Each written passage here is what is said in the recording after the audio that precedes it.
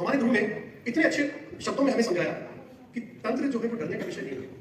तंत्र एक ऐसा विषय है जिसमें सुगमता के साथ, सरलता के साथ और शीघ्रता के साथ कार्य संपन्न होते हैं।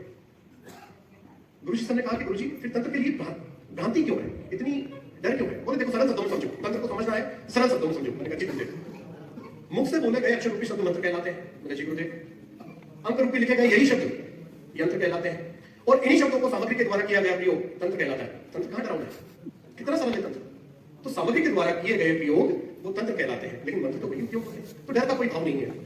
हमेशा एक बहुत अच्छा प्रश्न सब लोगों के बीच में आता है, सब लोग सुनते होंगे निश्चित रूप से, और सभी लोगों के सामने प्रश्न रखता हूं कि भाई हमारे भाग्य के रास्ते बंद हो गए, हमारा व्यापार बंद हो गया, हमारे कार्य नहीं चल रहे हैं, घर में कोई समृद्धि नहीं है, कोई सुख नहीं है, कोई आनंद नहीं है। सब लोग अलग अलग प्रकार के प्रयोग बताते हैं। हमारे गुरु ने हमें प्रयोग बताया, हम सबके सामने सार्वजनिक रूप से इसको रखते हैं। प्रयोग बहुत सरल है। हमारे इष्ट है भैरव, और भैरव के जो वाहन है वो है उग्रेश।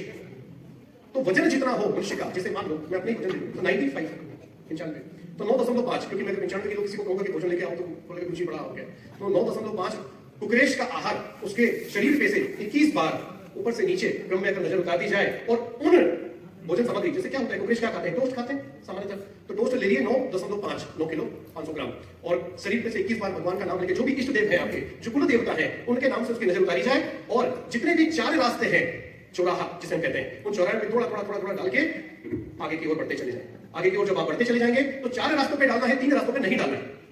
आगे के 4 रास्ते खुल जाएंगे भैरव जी की इतनी कृपा है, क्योंकि प्रत्येक चौराहे पे भैरव जी का जो मंदिर बनाया जाता है वो इसलिए बनाया जाता है क्योंकि वो क्षेत्रपाल है। क्षेत्रपाल मतलब क्षेत्र के रक्षक। जब रक्षकों के वाहन आप उनको भोजन कराओगे तो आपके भाग्य के रास्ते निरंतर खुल जाएंगे। और ये प्रयोग सटीक है। मैं 12 वर्षों से इस प्रयोग का लाभ ले रहा हूं, लोगों को बताया जाता है। कोई भी युक्ति ऐसी नहीं जो गोपनीय हो। हमारे गुरु ने केवल एक ही बात हमसे कही है कि औषधि और युक्ति और मंत्र ये सदैव गोपनीय होने चाहिए, सार्वजनिक रूप से इनका मंचन नहीं किया जाता। औषधि यदि किसी को व्याधि है, किसी को तकलीफ है, किसी को दुख है, आपने कोई काढ़ा बना के उसको दे दिया तो उसको त्वरित लाभ होगा, क्योंकि वो गोपनीय है।